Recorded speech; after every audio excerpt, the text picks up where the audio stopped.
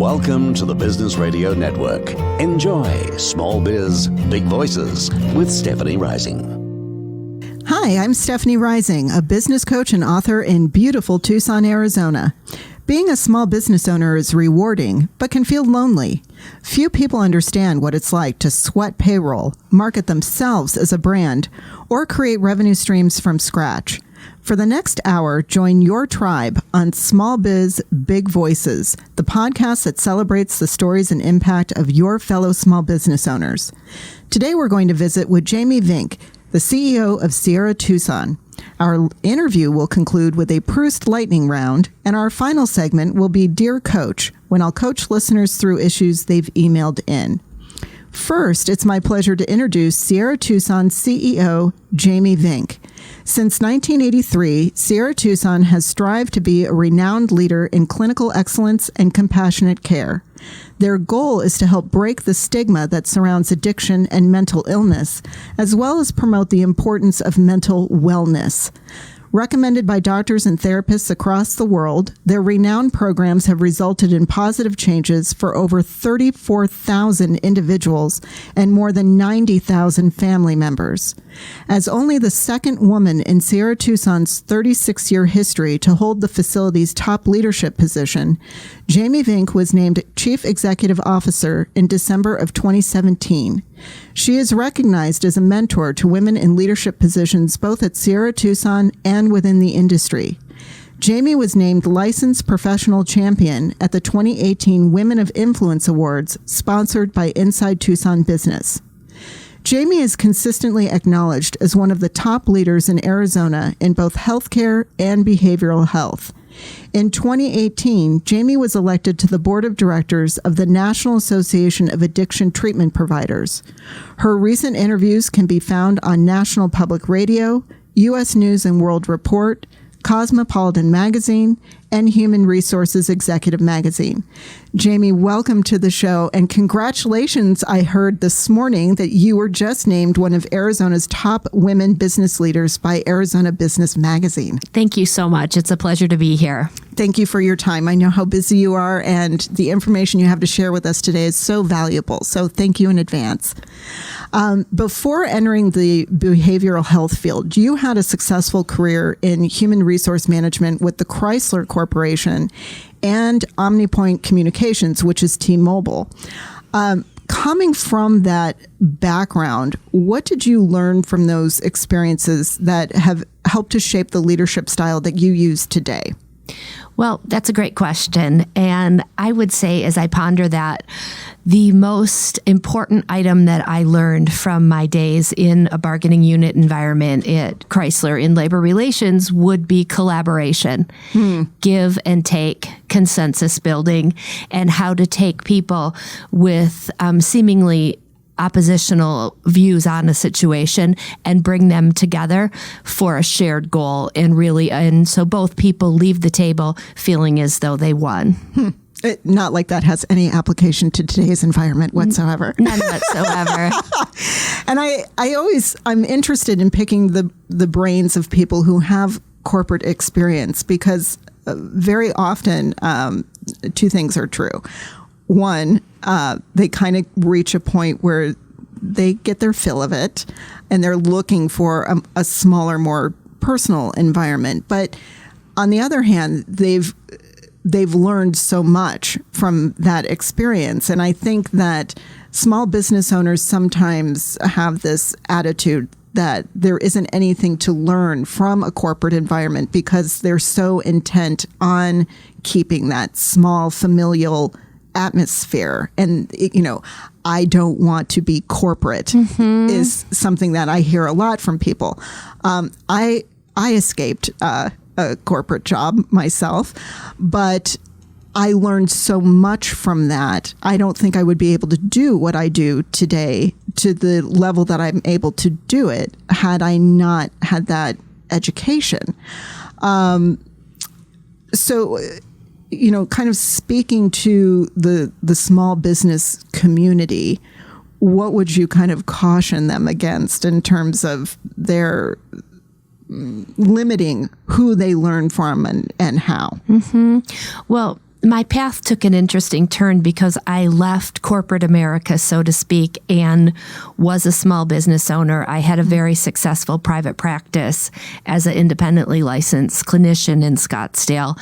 And what I found is that the discipline that I learned from a corporation really was helpful in terms of being able to do my own paperwork and to really have regard for my collectibles and those kinds of things, because oftentimes, at least clinicians aren't savvy in those areas. And so what I found is that if I could build upon the skill set that I had honed while in a corporation, apply it to my private practice, and then I came back to the corporate world, which is kind of an interesting segue. Because Sierra Tucson is owned by a larger parent company, correct? We're owned by Acadia Healthcare, which is the largest behavioral health company in the world. And I didn't know that. I only found that out preparing for this interview. I always thought that Sierra Tucson was like a standalone company. So I didn't know that they had someone behind them bringing resources and structure. And what is it like reconciling that local presence with a larger structure? Well, we have a great deal of autonomy.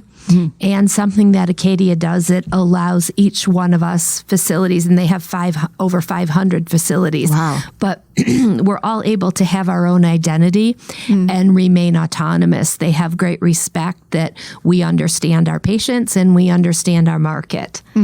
And so I believe it's the best of both worlds. It has been the best of both worlds for me because I am able to practice with an entrepreneurial flair and to start new programs. We've started some great new programs this year, and also to have the support and the structure of a parent company that resources us in important areas such as expanding to provide more access to care, and also patient safety and educating our staff so we can all grow and be the best that we can be in serving our patients. Because Sierra Tucson opened a large facility on campus this year, correct? We did, 44 additional beds. Wow. That's good. And you do such wonderful work. I mean, the more people who can benefit from what Sierra Tucson has to offer, the better. So circling back around to making that jump from labor relations to being a healthcare professional, I think the whole career path paradigm has shifted radically over the years. I think earlier generations were accustomed to going to work at one place, getting a pension, retiring at a certain age, and really their career was dominated by one company. Now, people are not only moving from company to company, but they may be having success like yourself in more than one field. I think even though that's more common practice now, there's still that fear of going from, maybe the devil and jumping into the unknown, even though the unknown is what excites you and drives your energy. Did you have any fear or reservations about going from your corporate background where you had tremendous resources and structure at your disposal to going into private practice and in a completely different field? I certainly did, and I'm smiling at you as we're sitting here talking about this because I go back to a decision that I made. I wanted more education, so I wanted to go to graduate school, and I was considering either an accounting degree and being a CPA or going to get my master's in professional counseling. And one was the easy way, what I knew I was good at, because I became a compensation expert in human resources. And the other was I knew that I was inspired to do this. I wanted to do more. I wanted to help more people. And I wanted to understand the emotional mind and why people did what they did. Especially, labor relations, to me, I do see that serving as some kind of a jumping off point into mental health. Exactly. And even with employee relations and compensation at Chrysler, I was extremely fortunate that I was able to rotate my position every year and to be exposed to the entire human resource labor relations field. And they would always tease me. They'd call me Mother Teresa of compensation because I would always, well, tell me more about that. Let me help with that. And so it was one, follow my heart, and the other one, follow my head. And I followed my heart, and I'm extremely blessed. Oh, that's fantastic. What do you remember one thing that stood out in your mind in particular where you really had to like take a deep breath and sort of gulp and just do it? Yes, it's my ego starting over. Yeah. Because when I had done pretty well for myself in human resources, and I was a director level making, really good money. And I had to step back. And my first job out of graduate school, I did night groups in downtown Phoenix with people getting out of prison on drug charges. And I was the new kid sitting in on the group that nobody else wanted to do. That's very humbling. Yes. It was extremely humbling, and it was scary, no kidding. Yeah. And so I was able to really swallow hard and dig deep and search for my source of inspiration. And, it was a woman, a mentor of mine, that taught me how to build upon the skills that I had and to remind myself that what I knew. I think that's a really good point. For those who are thinking about dipping their toe in another career path, if you can align yourself with a really good mentor, I think it cuts that fear factor in half, because all of a sudden things that you're not sure whether they're possible, or you kind of think they are, but this is all highly theoretical, suddenly you're having really meaningful conversations with someone who's kind of been there, done that, and they can shine the light for you. And it makes a huge difference. I was very fortunate in finding a mentor early on that helped me make my transition from a completely unrelated field. But the experience that I got in that job, the strategy of it and the communications, the interactions with people, I knew that there was something that I wanted to do with my skill. I just didn't want to be in that particular industry anymore. So my mentor made a huge difference for me. They absolutely can. And, I learned vulnerability as well as humility. Yes. And I was extremely vulnerable with my mentor, and she could really guide me along the way. And that is hard. Yes. The vulnerability part of it.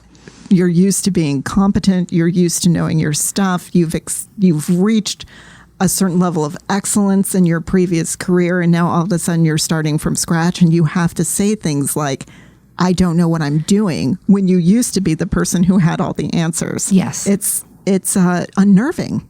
It certainly is. And I find that I keep doing it. I keep going. I keep going into different areas, and with the confidence that I can learn. Yes. And when I'm inspired to do something, I just do it.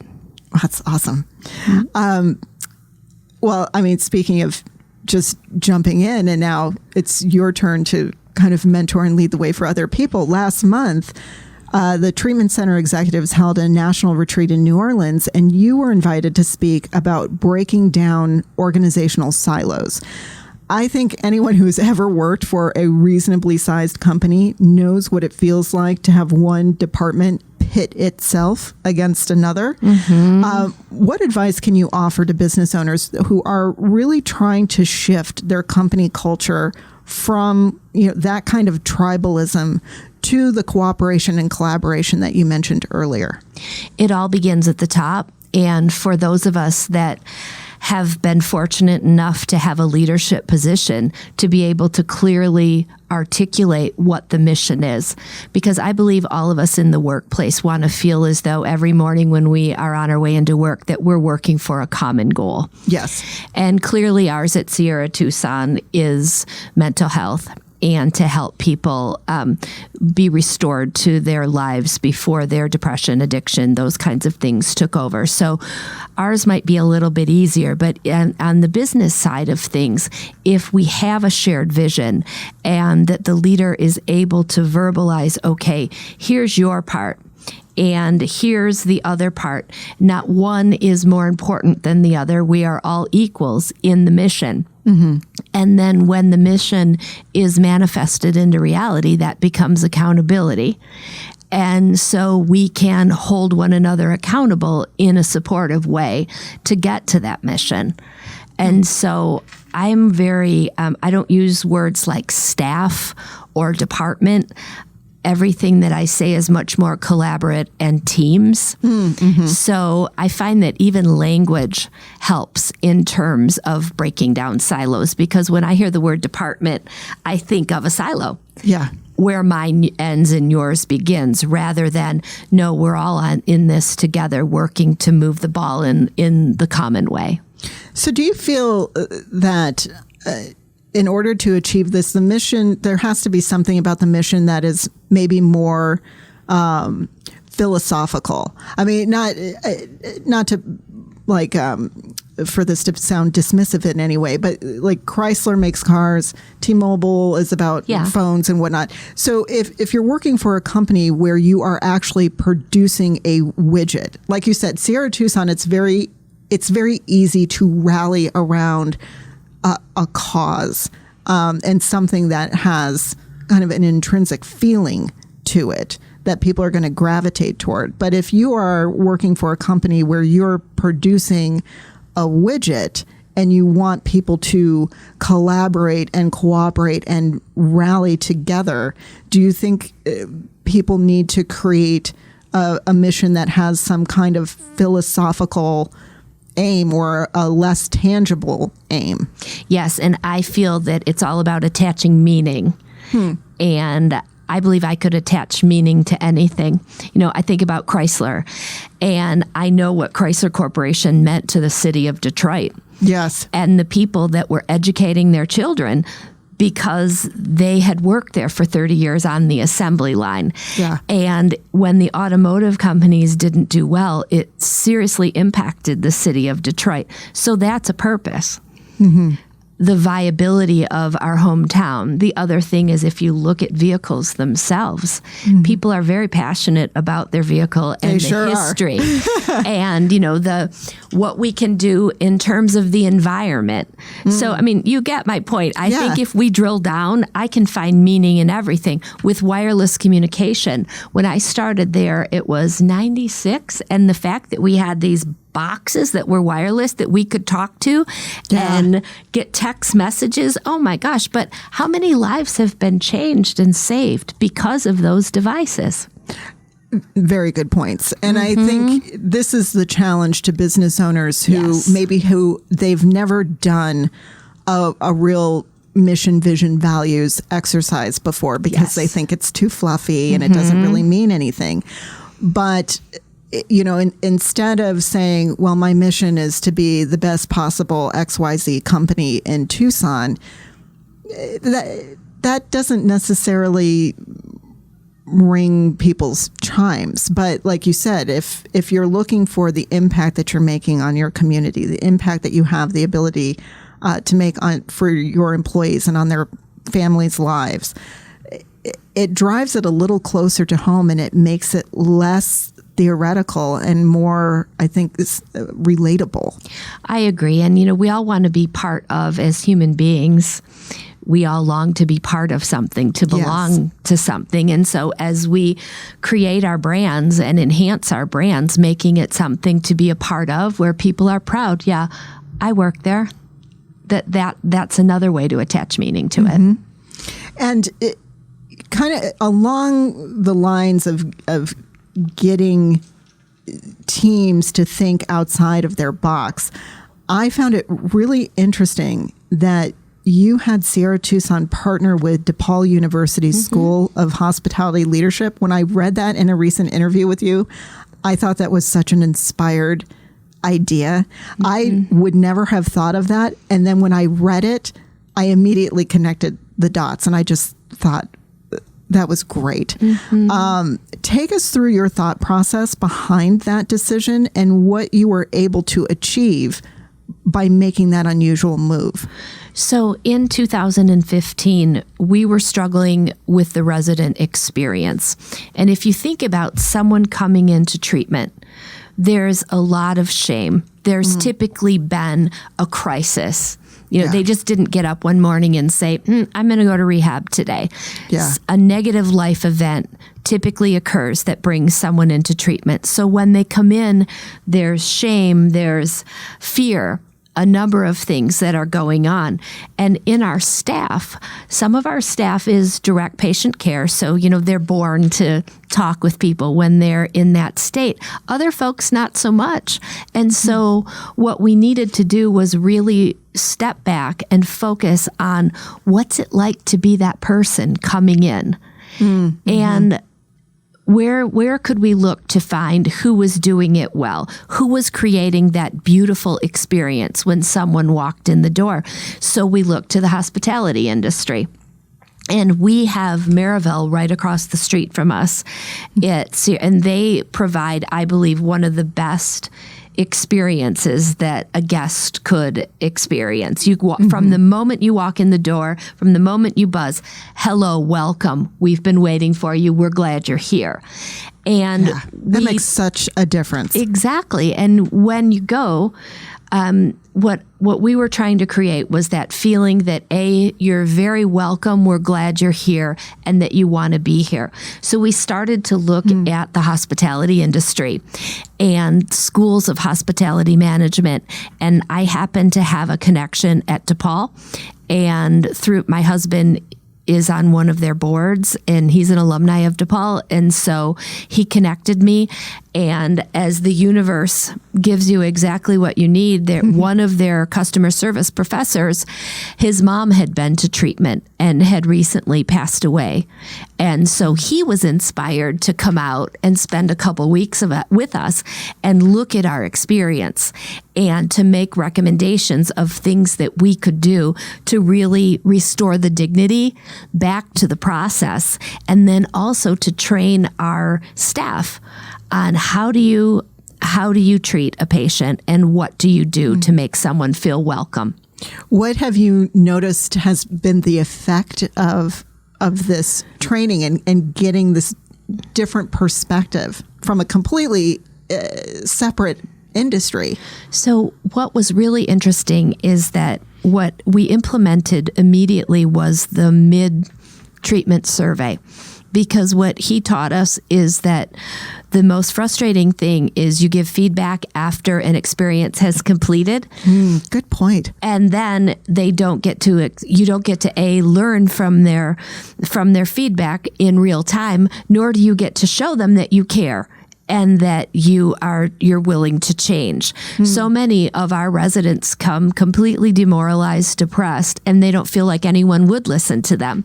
So if we are getting someone's feedback mid-treatment and they're telling us something, for example, I wish that there was more fresh vegetables on the lunch selection.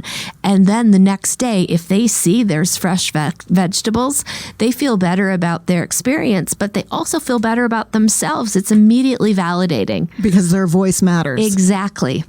And so that was something that we learned from him as well. That is such a great idea. I'm thinking of a whole list of clients that I want to talk to about doing a mid-year survey with them and just kind of checking in. I know as a consumer, I really appreciate it when someone asks, how was your experience? Or, if I'm dealing with them for any length of time, there is kind of that midpoint check in. And is there anything else that we can do for you? Do you have any questions? Anytime a company leaves me with the impression that even though I've given them money, they still care about my experience and what I think, I will be loyal to them forever. I'm so grateful for that level of professionalism. So that's a really great idea. We're going to take just a quick break. This is Small Biz Big Voices, hosted by Stephanie Rising. I'm a small business coach on a mission to get business owners off their hamster wheel and empower them as authentic and influential leaders. My coaching program centers around the 7 primal business needs. Today, I'm visiting with Jamie Vink of Sierra Tucson. Now, for a variety of reasons, Sierra Tucson is a very high-profile organization. It's a world-renowned treatment center. It has famous clients, and the very nature of your work has life-altering consequences. I know a lot of business owners struggle in their relationship with various media, especially online reviews. And I imagine that is all the more tricky for a company like yours. When Sierra Tucson receives bad reviews or bad press, what is your approach to dealing with it? And also, if you could elaborate on whether you think sometimes Sierra Tucson pays a public price for having to maintain individual confidentiality. Mm-hmm. Well, it's interesting, and I'll take the media first. Okay. We have received a number of negative media attention and media stories, and we simply cannot respond. Yeah. And our response is always, at Sierra Tucson, we are committed to clinical excellence, and our patient care is our top priority, as is their confidentiality. And so we are limited in what we can say, and we do respond with that statement whenever there is a negative story about us. In terms of the reviews, it's the same sort of thing. Yeah. We can't go on and, first of all, engage in any sort of dialogue with them. Right. And I've had family members ask me, why do you take that? Why can't you give your side? Because A, it wouldn't be good for the person that's making the complaint. And typically, there's someone that's still struggling. Yes. And why would we engage in any sort of verbal altercation with them? They need to heal. And so the best thing to do is to just let it rest. And so, but do I believe Sierra Tucson is the target? At times, yes. Yeah. I know, this seems to be an increasingly stressful issue for business owners to deal with, because if they respond to these reviews or these negative comments online, they feel like they're going to go down some tit for tat rabbit hole, and that has no bottom. And they don't want to look bad because they're getting embroiled in that. And yet at the same time, if they don't say anything at all, they feel like exposed and defenseless, and particularly when something is just really not true, or huge chunks of fact are being left out of the person's account of things. And so it's difficult, because even as a consumer, I look at online reviews. Of course. I'm looking at how my peers have had experiences with other companies. Now, I tend to take things with a grain of salt. And if there are a handful of bad reviews, but the overwhelming majority of people are having a positive experience, well, it's like, everyone has a bad day. So, I tend not to take that too seriously, but it's hard not to take it personally and to feel protective of your company and want to fight back. And so I think people wind up with this very frustrated energy, and they don't know what to do with it. So it just kind of festers.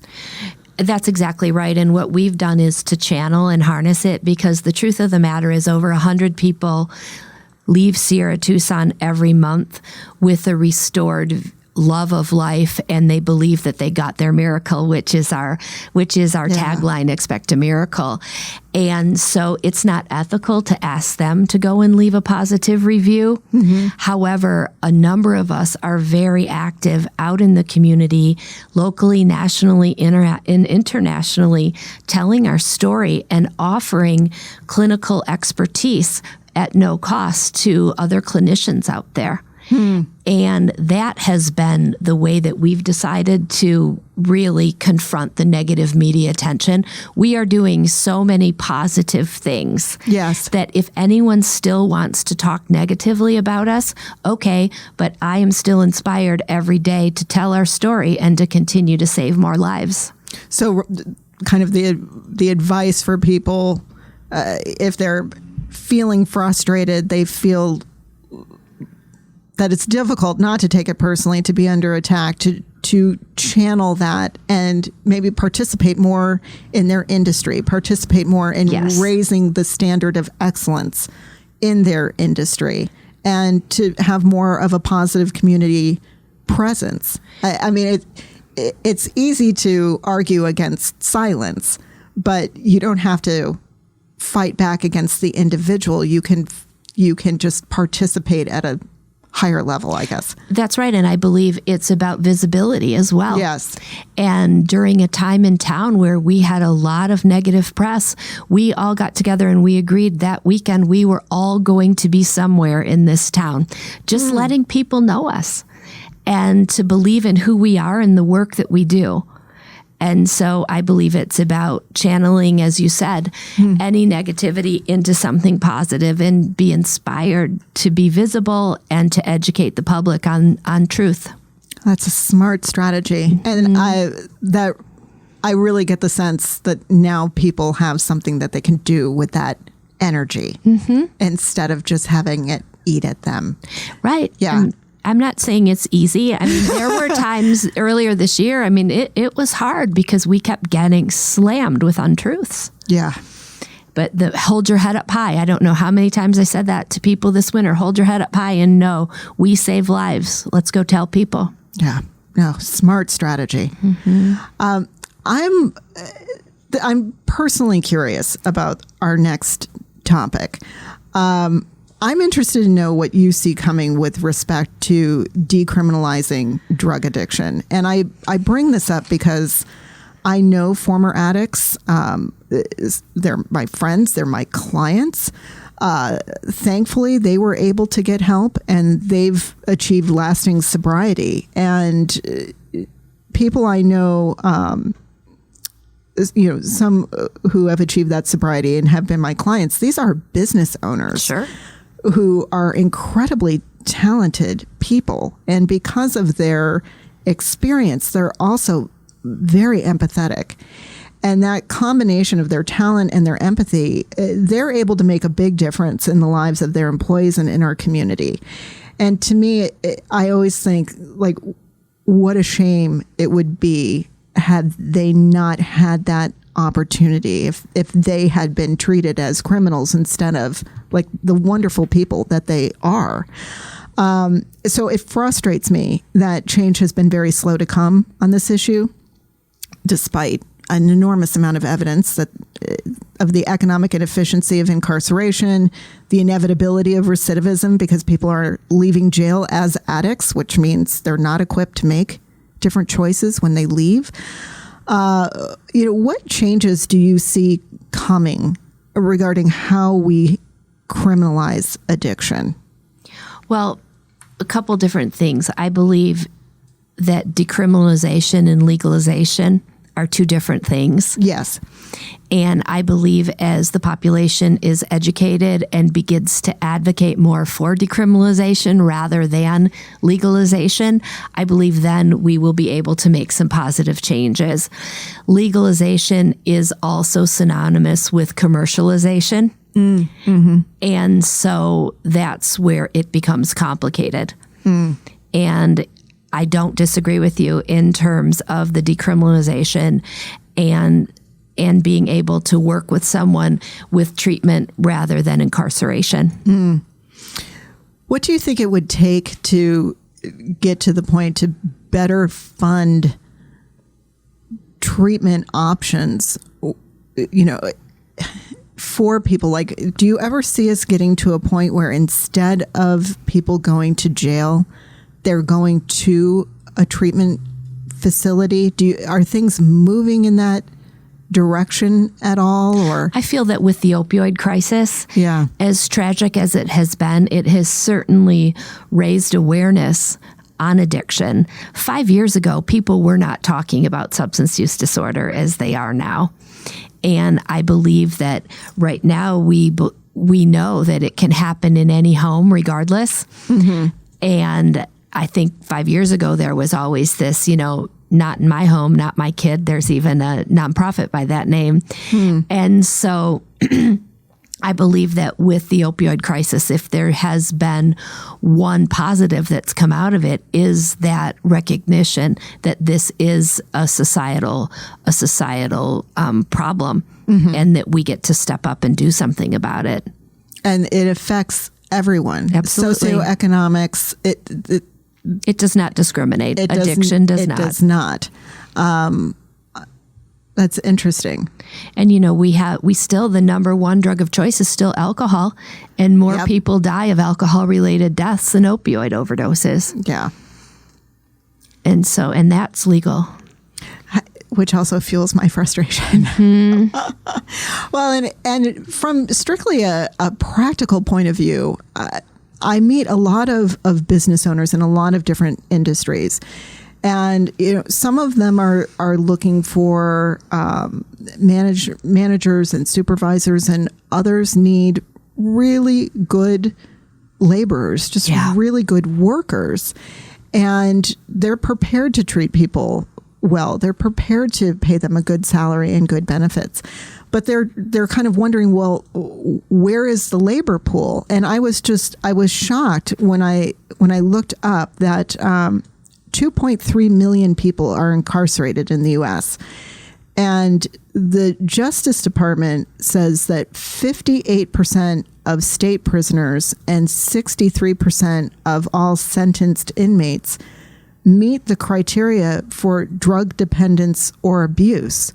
So it's just, there's an absurdity to it in my mind that 1 million people are at some point going to be released from jail and be given no tools and have no ability to become constructive because they have not healed from their addiction. And it's sad to me. I know the state of Arizona did have the COOL program, and that was the group I told you that I did when I first got out of graduate school for people getting out of prison on drug charges. So I know that there are some things being done on the state level to provide resources, and I know in prison there's 12-step groups and those kinds of things, but you're absolutely right. It's a very serious need in our society. Do you see, does Sierra Tucson have any kind of role to play in that at all? Or is that kind of outside of your mission as a private care center? It's rather outside of our mission as a business. However, you mentioned that I was elected to the board of the National Association of Addiction Treatment Providers. That's something that we are actively involved in. And last May at our board meeting, 120 of us stayed an extra day in Washington, D.C. and descended upon Capitol Hill. And I met with 5 of our Arizona state legislators, senators, and lobbying for mental health parity and all things related to addiction. So we are finding our voice, and our voice is getting louder, as I mentioned, with the opioid crisis, suicide phenomenon. It's becoming more prevalent, and we are getting more acknowledgement. Our voice is being heard. And I believe the stigma is reducing. Yes.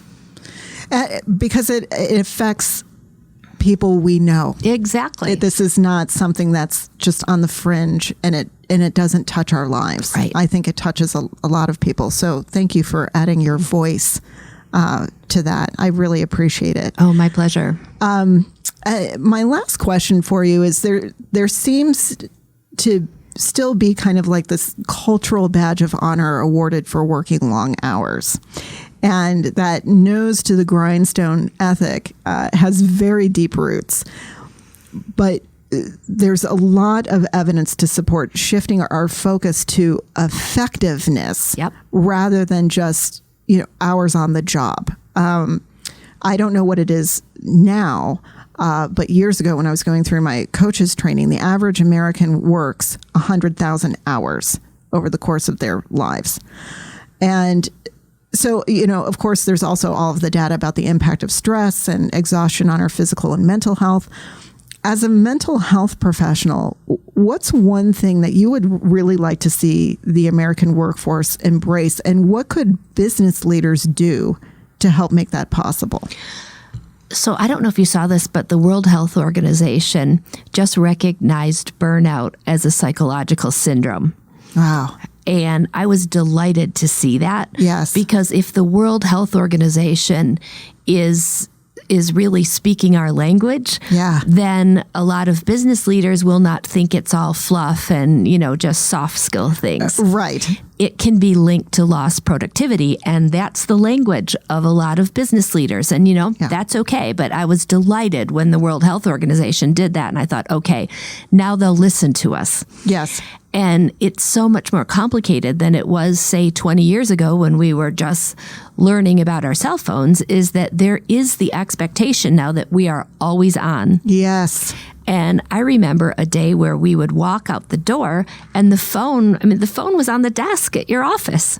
Right. And you might come into a stack of pink messages, but there was no expectation that you were always on. Mm-hmm. And so I believe at Leaders, what we can do is power down. And some of us I have responsibility for a facility. So it's not realistic that I can power down. However, I don't have to have the expectation that everyone on our team always has to be available. And if I choose to work a weekend as a leader, then I get to think twice before I email a team on the weekend, before I text a team member on the weekend, and just ask, is it really necessary that I interrupt their weekend flow with this? And so I believe it goes back to electronics and healthy electronics use in the workplace. That's a really good point. There are times, sometimes I'm trying to catch up on things on the weekend, and I find myself saving a lot of draft messages, because even if I put in the subject line, it's the weekend, ignore, I still feel like I'm interrupting them. And so I'm trying to keep things as a draft and then send everything out Monday morning. And it doesn't even have to be anything that someone has to act on. I mean, maybe the action has to be on my part, and they've been waiting for a response from me. But the fact that ding is going to go off on a Saturday at 2:00 when they should be with their family or resting or just enjoying themselves, it feels very intrusive. That's exactly the word that I was thinking. It is intrusive. And I hold myself accountable to not do that as much as I did a month ago. That is a really good point. I'm making all kinds of mental notes here, Jamie. The other thing I wanted to bring up that I just learned of this yesterday from a former client he lives in Canada, and he said what his company does is every 5 years. So the way it works is that for 4 years you take 80% pay, and then year 5 you get a year off. And in that year off, you're able to do whatever it is you want to do. The idea is that you'll get some additional training, education, do something to better your education, your physical well-being, something for yourself. And then so you're paid 80% for that 5th year. And then you come back and decide if you want to do it again. That is a great idea. I would take that deal all day, every day. I had never heard of that before, and my mind just kept wandering about therapists, nurses, people, just clinicians. How beautiful would that be? Well, especially people in those professions. I think any profession where you are holding a lot of space for people to process things that are very stressful and very difficult. And I mean, going back to what the World Health Organization says about burnout, isn't there's caretaker fatigue now as well. And I know a lot of business owners who are in that sandwich generation where they're taking care of aging parents. They're also trying to, finish raising their younger family or get their children through college or get their children started in life. And they have responsibilities on both ends. And, how amazing would it be to be able to take that year off and not only continue taking care of everyone else, but put a little gas back in your own tank? I mean, that's a pretty phenomenal deal. Yeah. Boy, you gave us a lot to think about. Thank you very much. Oh, my pleasure. We're going to do the Proust lightning round. Okay, let's do it. Are you ready? I'm ready. All right. The Proust questionnaire was a parlor game popularized by the French essayist and novelist Marcel Proust. He believed that by answering 35 specific questions, an individual reveals their true nature. We're going to go through as many questions as we can in just 3 minutes. Okay? Yep. All right. The first is, what do you consider your greatest achievement? Being a mother of 3 beautiful children. Oh. If you were to die and come back as a person or a thing, what would it be? I would like to come back as a person, and I would like to be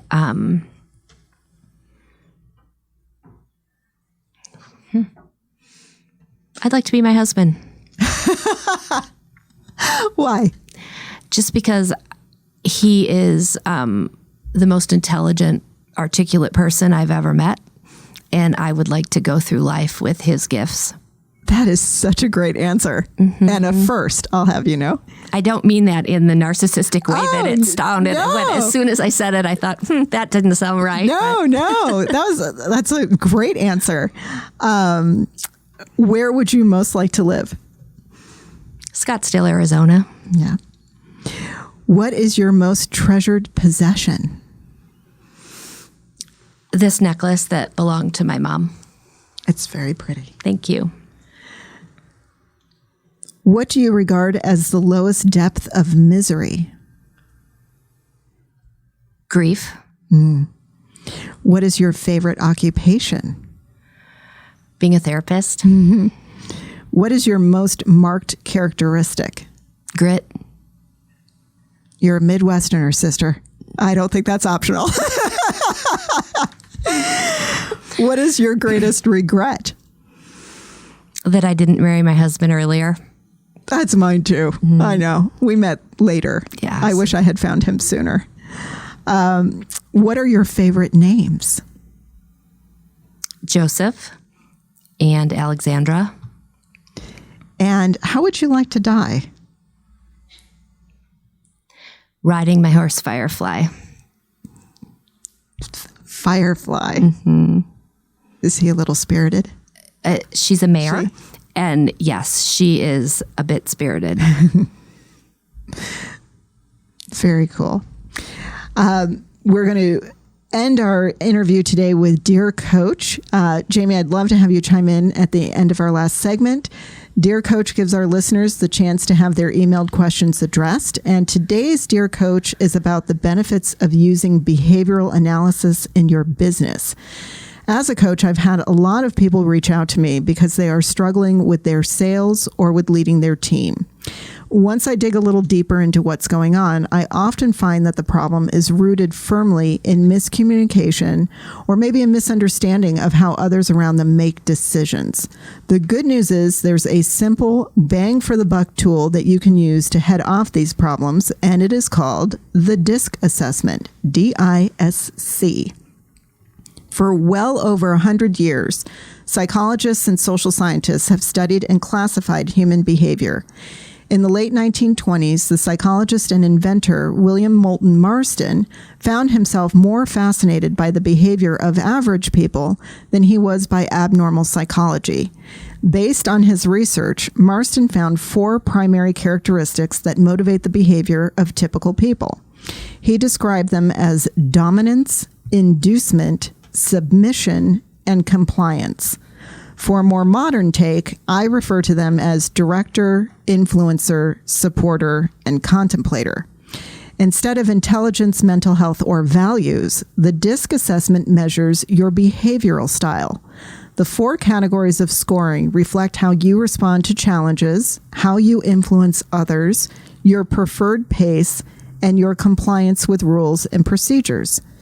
When it comes to your business, think for a moment how powerful it would be if you led a staff meeting knowing how to appeal to every person in the room, or made a presentation to a prospective client using information and language that accurately connected to what they value.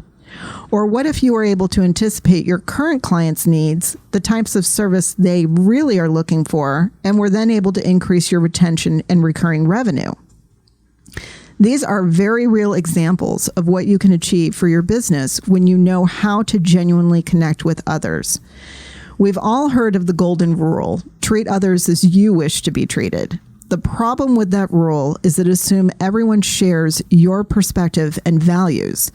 I prefer the platinum rule, which is treat others as they wish to be treated. So as an example, let's look at what happens in a sales situation when you are not conscious of how you behave in relation to the person you're presenting to.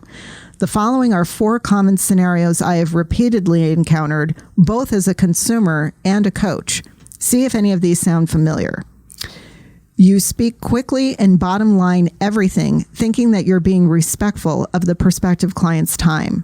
In reality, they find you brusque and aggressive. You do not get the sale. You are chatty and reveal personal information about yourself, thinking that you're establishing a rapport with a prospective client. In reality, they find you self-centered and unprofessional. You do not get the sale. You are quietly reserved and keep opinions to yourself, thinking that you're not bragging or being too forceful. In reality, the prospective client is left feeling that you are not qualified or confident. You do not get the sale. And lastly, you might provide lengthy analysis and information to a prospective client, thinking that you're helping them to make an informed decision. In reality, they are overwhelmed by your details and feel unheard. You do not get the sale. So really, regardless of your business or industry, everything comes back to people. Your products, services, systems, financials, and sales are greatly influenced by your ability to communicate clearly. And that's why behavioral analysis is such a powerful business tool. You can learn how others think, what motivates their behavior, and ways to meaningfully connect with them. Apply that knowledge to your sales efforts, and it can be a huge boost to your bottom line. For step-by-step details of how to apply the DISC in your sales efforts, check out my book on Amazon. It's called DISC, Leverage Your Nature, Increase Your Sales, and the link will be in today's show notes. Jamie, we have a few minutes left. What other advice can you add for business owners and executives looking to improve their communication? I believe that I'm a big fan of the servant leader model. Mm-hmm. And when we look at our organizations with ourselves at the bottom of the pyramid rather than at the top, it gives I always do the inverted pyramid as hands, and that shows how we support. And really, that's what we're there for, to hold our organizations up and to support and to be able to create a safe container for people to do their best work, regardless of the profession. I love that. And on that very perfect note, we come to the end of today's episode. If you have a question or a problem you'd like for us to talk about during our Dear Coach segment, please email me at stephanie@therisingeffect.com. You can also find today's show notes on my Small Biz Big Voices Facebook page. My thanks again to my guest, Jamie Vink of Sierra Tucson, my producer, Mark Bishop, and to you for joining us on Small Biz Big Voices.